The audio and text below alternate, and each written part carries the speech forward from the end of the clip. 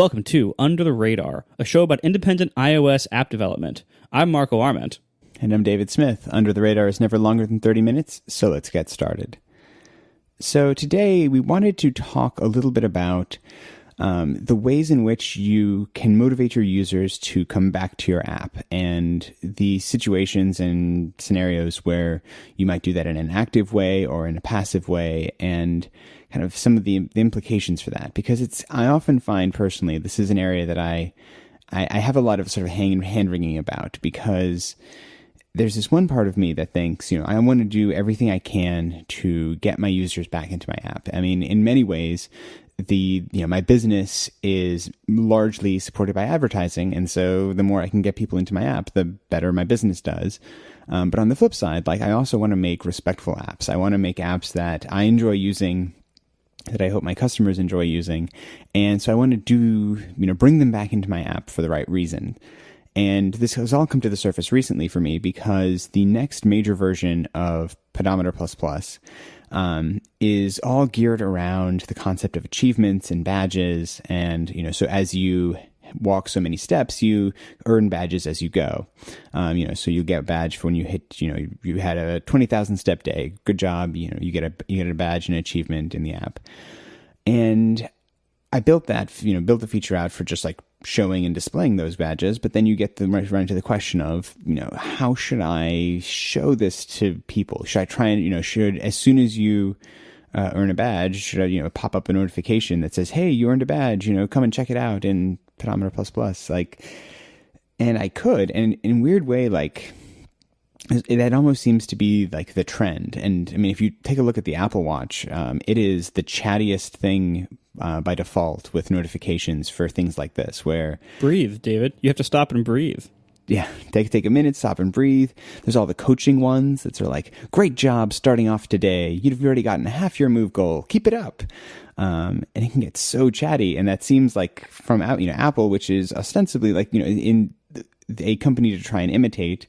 They do a lot of this, but it never really sat well with me. And so in the end, what I did was I tried to be more subtle, and in the app itself, there's just this nice little sort of glisten shimmer effect on the badge icon in the top right corner of the app whenever you have badges you've earned but haven't looked at. And my hope is that it's a subtle thing that if you open the app, you'll, I think, notice, because it moves around a lot. But it's not going to ever get in your way. It's not something that I'm trying to, I'm not asserting that you earning a badge is more important than you seeing your current step count, which is the core and main feature of the app.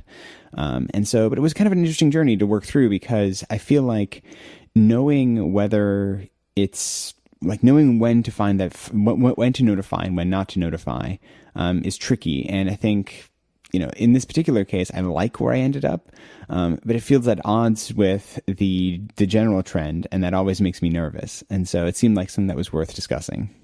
Yeah, definitely. I mean, I think, a lot of times we have to, as programmers, I mean, let's face it, there's a lot of similarities among programmers. We're usually a certain type of nerd. And for example, when we want to sell t-shirts for our things, I believe it is the programmer instinct to sell only black t-shirts. And that's why there are so many black t-shirts for technical things. And eventually, I think some people realize that, or we're told, hey, you know what? The rest of the world exists too, beyond just geeks. And some people want different colors of t-shirts. And so in some cases like that, we have to overcome our geek sensibilities to make everything just black and to offer color to the world, because Shocking. They actually want that. And I think there's something to be said for the style of more chatty notifications, more aggressive notifications, to increase engagement in your mobile applications, all these things that we don't usually like to even think about, let alone talk about or consider. Some of that is just a style of usage. Some of that users actually want. So in this case, I have had Pedometer++, your app, installed on my phone for a very long time, probably since it came out. And usually it is in a folder on my second screen, because usually I don't check it every day. However, while I'm on vacation, I'm in a place where I'm doing a lot of walking tons of walking. And so I've been checking it every day now. The way I used to rely on the Apple Watch's activity rings to close, and I would make sure I close those. Now I'm making sure I really hit my goals in Pedometer Plus Plus in all this walking during this vacation. And I was actually just thinking yesterday, before you and I discussed the topic for this show, before you told me you were thinking about adding these notifications, yesterday I was thinking, it'd be nice to have this app update me throughout the day in some way if I need a little bit more to reach my goal or something like that. It's, and the watch does this too. But to have, I was literally thinking in my head, requesting a feature that you just said you weren't sure you wanted to do. Yeah. And the fact is that not all of your users will want this. Just as many of tech podcast listeners and app users happily buy black t-shirts because we're all nerds. But there is a portion of your user base that actually not only would not see this as annoying or spammy, it would actually increase the value of the app to them. They actually want this. And it is against so many of our sensibilities to offer a feature like that or to build that in, or especially to do something like enable it by default. Because let's be honest, if you don't enable these kind of things by default, you might as well not even build the feature because so few people will use it.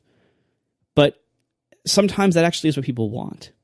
And we are so conservative about annoying people or about, prompting them with notifications whose sole purpose is re-engagement with the app rather than like, this is a fact that happened. It's like when Overcast sends notifications. Currently, Overcast only sends notifications for two things. Only for new episodes of podcasts that you have said, notify me about this. Or if you have gone on the website and said, notify me when ads are available for purchase in this category, I will notify you for that as well. That's it. I don't have any notifications in there for things like, hey, you have, 40 episodes queued up. Why don't you think about a time to listen to them today? Like something like that. And I probably should consider something like that because that is such a common engagement thing. And those things, first of all, it is questionable whether they are permitted in the app review guidelines. Technically, anything that is promotional or for marketing purposes is not allowed. In practice, apps violate that constantly. Really, really big apps, too. Like apps that Apple definitely would know about. And this rule seems to go fairly unenforced. And the App Store violates it sometimes. Like it's not. This is not not a small thing that happens sometimes. It's like it happens all the time. So and there's also so there's a line to walk between like, hey, buy more gems. They're on sale right now, which I think is annoying, but also something that might actually provide value to people. Like you're 90% to your step goal, but you seem to have slowed down in the last couple hours. Why don't you go take a walk? Obviously there are ways to word this that are a little bit less. Hey, get off your butt and get out there. Yeah, like you should definitely have somebody who's less direct than me word these things for you. but like that actually is a feature. If for an app like yours, that actually improves the app for people who want that. And for people who don't want that, it's really easy to provide a simple checkbox in the settings to turn it off.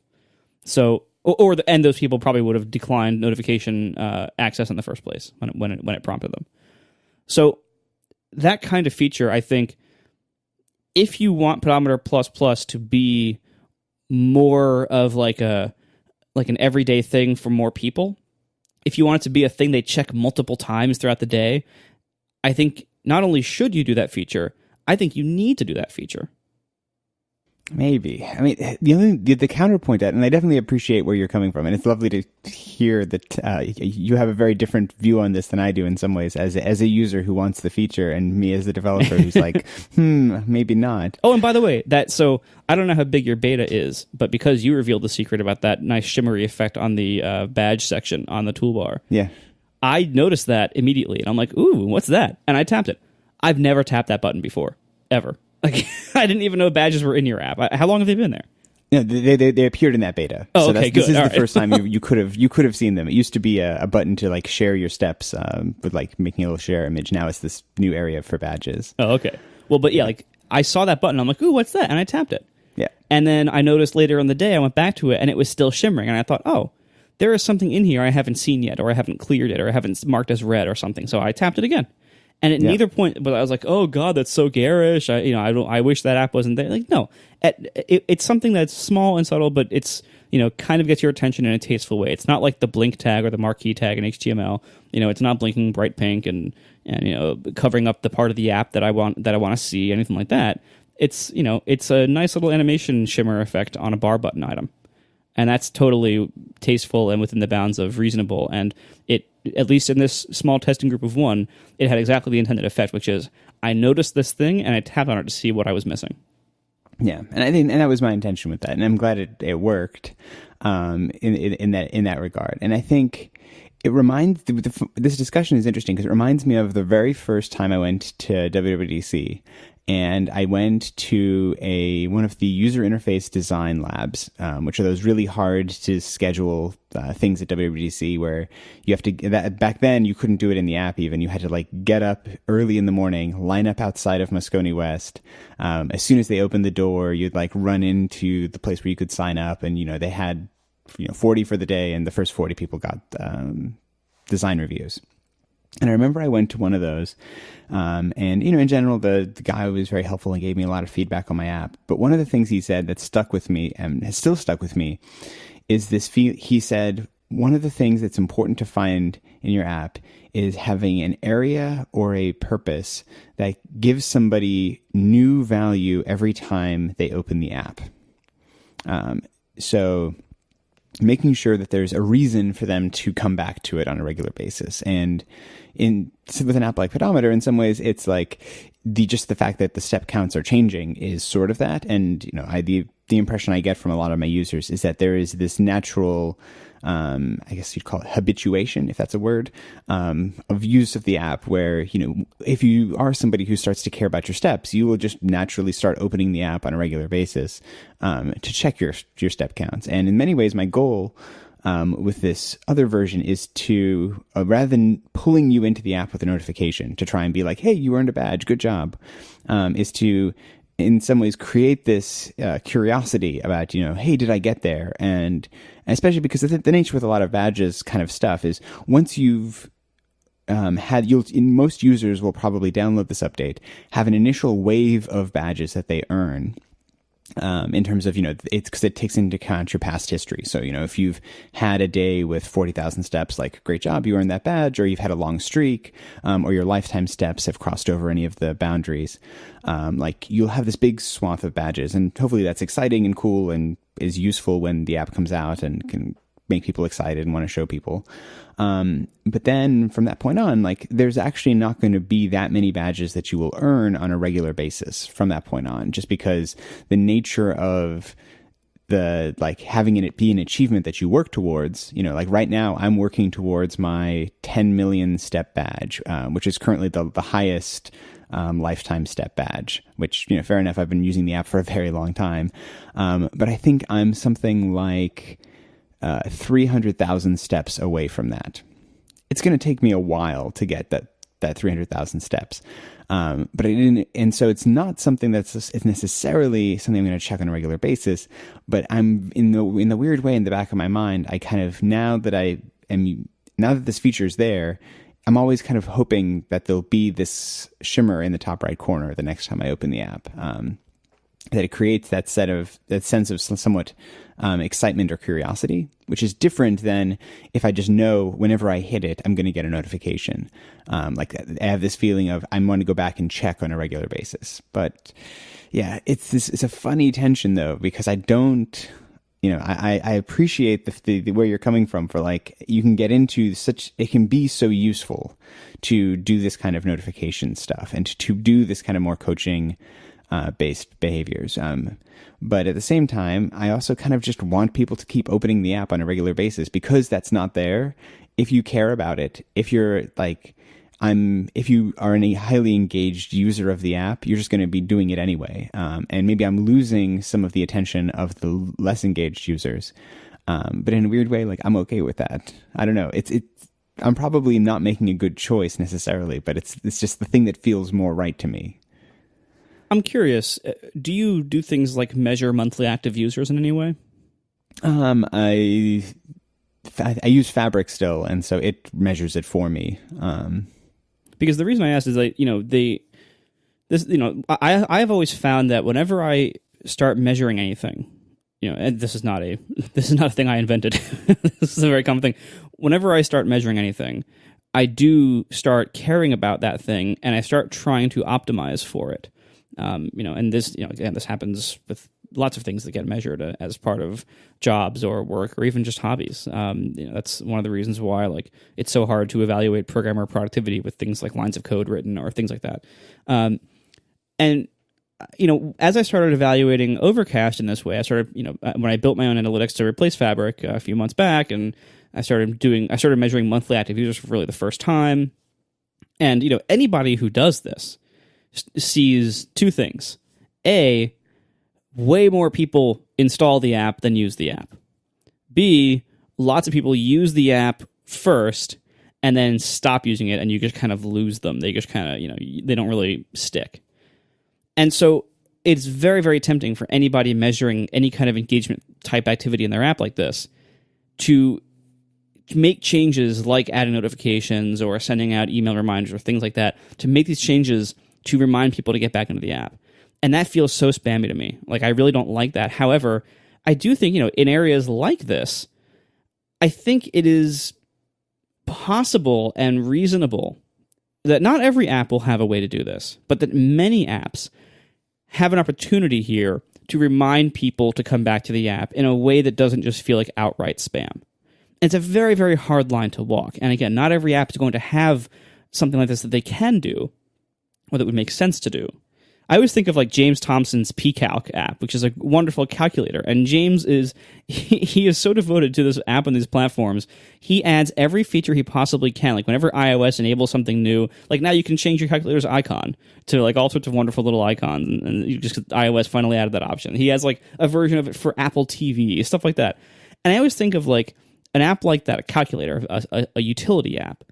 What would that do with some of these, tricky behaviors or engagements or in-app purchase options? And it's hard. And it reminds me, so many apps, it's hard to come up with useful ways you can either, have in-app purchases to help you achieve a more successful business model or a sustainable business model, or things like how do you use notifications to increase engagement. Sometimes it's just really hard for the app. Sometimes there isn't an option what's pCalc going to do?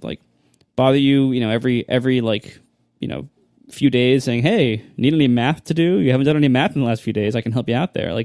It's just so many apps are not going to have a reasonable way to do this that doesn't just seem like pointless spam to the user.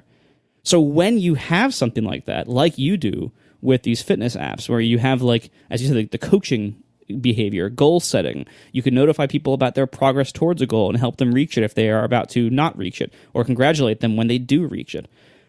That is actually valuable for this type of app in a way that is way more clearly valuable and not spammy than most apps have the opportunity to do. So it would almost be a waste for you not to do features like this. The only reason I think you wouldn't want to do a feature like this is either if Apple bans it, which they haven't and likely won't, or if you just don't want to justify putting this much time into this app. If the app for you was otherwise pretty much done and you wanted to invest the time in a different app.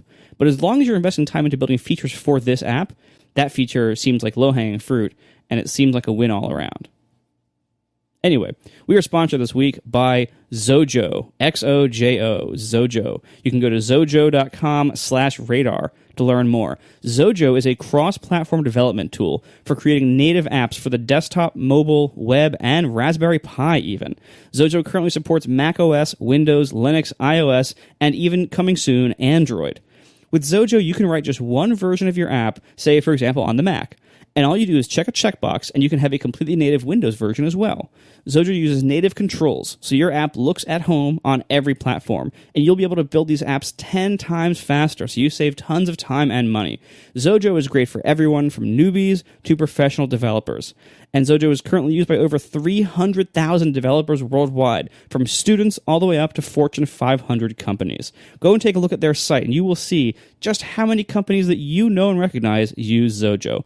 It's free to use, and licenses are required to build standalone applications. You can try it out. You can see how it goes. Go to zojo.com/radar. That's xojo.com/radar to learn more, and you can get 20% off any license by using code RADAR at checkout. Once again, zojo.com/radar, and use code RADAR for 20% off any license. Thank you very much to Zojo for supporting this show and all of Relay FM. So you're doing a very good job of turning me a little bit on this, I'll say. The things that come to mind, though, that are kind of interesting as I try and think through if I were to go down this road of like being a bit more chatty or a bit more engaged. I think first is the thing that I'm realizing as you're describing the situation is in many ways I am reticent to do this because of the experience I've had in other applications that were not respectful in their use of something like this. And in some ways, as I'm sitting here thinking about it, in some ways it's nice to think of this as a potential opportunity as a result. It's like the doing it in a respectful, thoughtful way that is clearly not spammy or problematic in those kinds of ways is potentially an advantage, is potentially something that would be distinctive and attractive to users.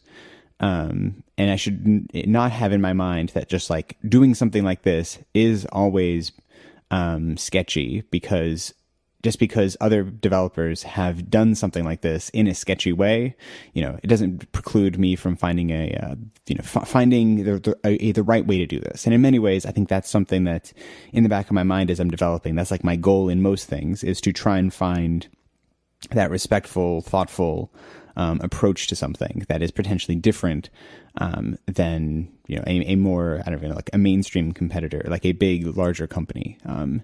So that's, I think, A, is good to keep in mind. And then two, something that is interesting that's probably worth unpacking slightly just from a technical perspective is the interesting thing with notifications on iOS is that they are always opt-in.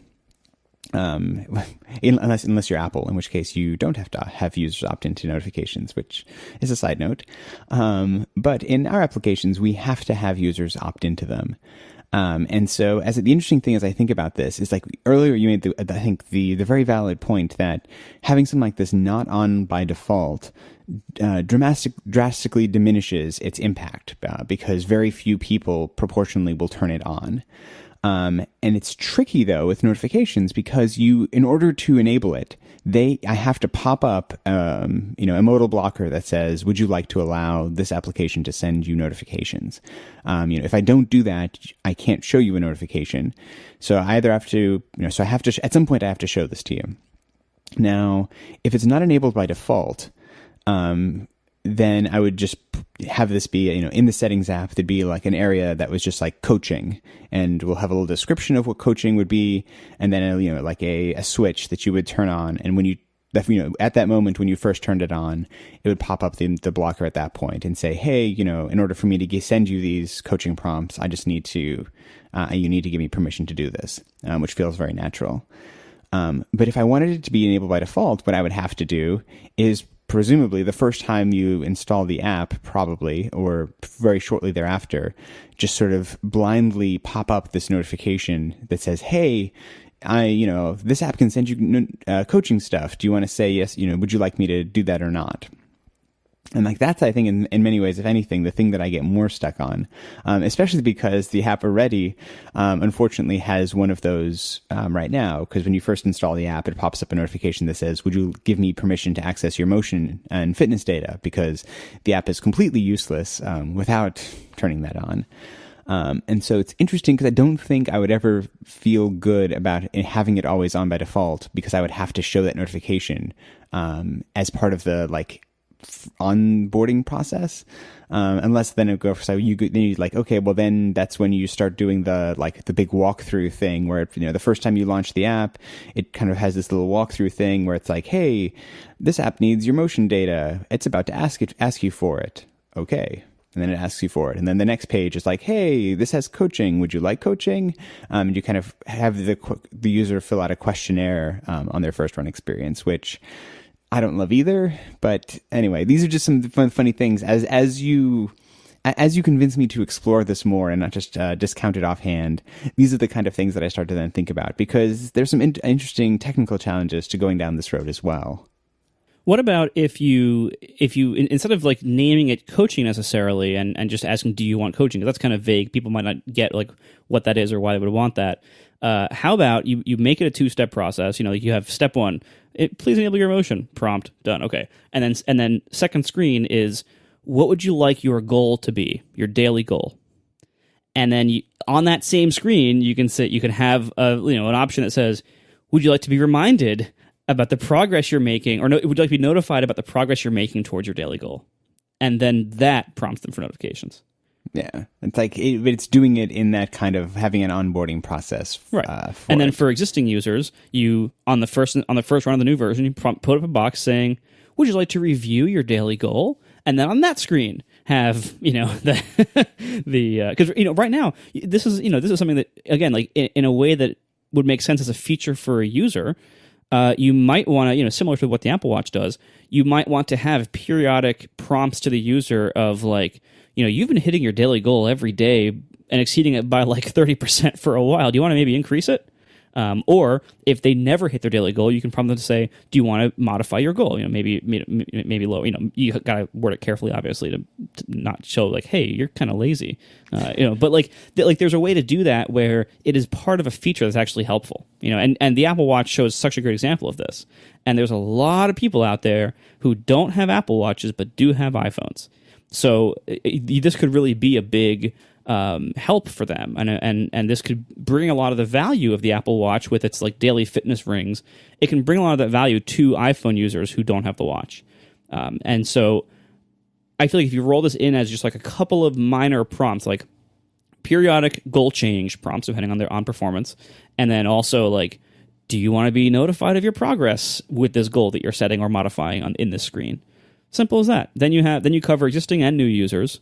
I mean, I'm just spitballing here. I have done no thought about this at all besides what's happened on the air right now. But I thought about that as you were saying, like, oh, this could be like kind of one thing, because you do have to think so hard when you're designing apps about wording of things, when you ask for permission to do things like notifications, how you ask, when you ask, how it's presented to the user, what kind of selling proposition is being shown to them. Like, if you just ask for notifications kind of like the dumb way, like in your app to finish launching method, and so that way, like the very first time they launch the app, it just asks, they don't know yet why you want notifications. Like, you haven't actually shown them why, and so you will probably have a lower accept rate or lower opt-in rate unless you have shown them a good reason why. But if you have this, you already have that problem with the motion settings, so you already have a system in place to kind of like the first run experience to manage that. It would not be that much work to add a second screen to that just says, all right, how about your goal? What kind of goal do you want? And then, roll it in with that. Yeah, maybe. And it's interesting. I mean, and that's why I'm glad we talked about it on the show, because it's these types of things where I make a choice and then I don't feel confident in the finality of that. And it's certainly helpful, I think, to talk it through, because there's a lot of these, there's so many different options. And I think too, maybe as a closing thought, like the thing that comes to mind is how, in many ways, we have to make choices about the sort of the scope of our application and the type of customers we want. In the sense that, do I, one of the things that in the back of my mind I then have to decide is, do I want to have an app with lots and lots of slightly interested users, or do I want to have optimized for fewer fanatical users, for example? And these are the kinds of things that go on in the back of my mind when I try and think through features like this. Because in some ways, I think my general, my knee-jerk reaction is always I would rather have fewer, very, very passionate, engaged users than lots and lots of users who don't really care. Not with the paid upfront price, you don't. Yeah, well, this app's free, so... Oh, that's right. It is free, and it just has a tip jar, right? Yeah, it just has a tip jar. So, but and so it's interesting to just try and think through what kind of users I want, and then how do I want to treat those users. And I think as long as I do that respectfully, then I'll probably be in good shape. But it is a good reminder of all the different things that we have to balance, to make our apps be the things we want them to be. I think you're pretty respectful. All right, I hope so. We're out of time this week. Thanks for listening, and we'll talk to you next week. Bye.